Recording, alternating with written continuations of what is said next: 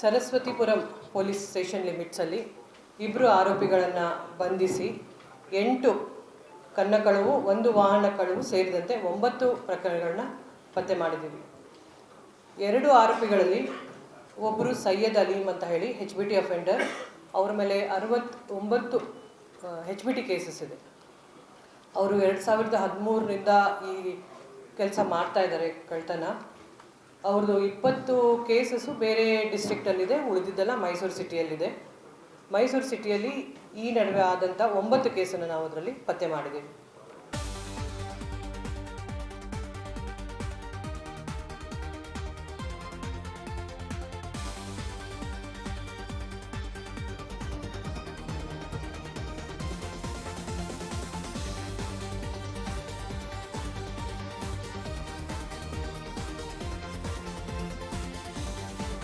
Saraswathipuram police station ಲಿಮಿಟ್ಸಲ್ಲಿ ಇಬ್ಬರು ಆರೋಪಿಗಳನ್ನು ಬಂಧಿಸಿ 8 ಕನ್ನಕಳವು 1 ವಾಹನ ಕಳವು ಸೇರಿದಂತೆ 9 ಪ್ರಕರಣಗಳನ್ನ ಪತ್ತೆ ಮಾಡಿದ್ದೀವಿ.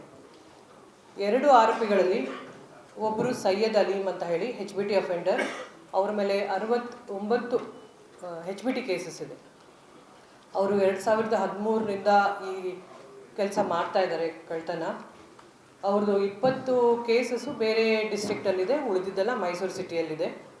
ಮೈಸೂರು ಸಿಟಿಯಲ್ಲಿ ಈ ನಡುವೆ ಆದಂಥ 9 ಕೇಸನ್ನು ನಾವು ಅದರಲ್ಲಿ ಪತ್ತೆ ಮಾಡಿದ್ದೀವಿ.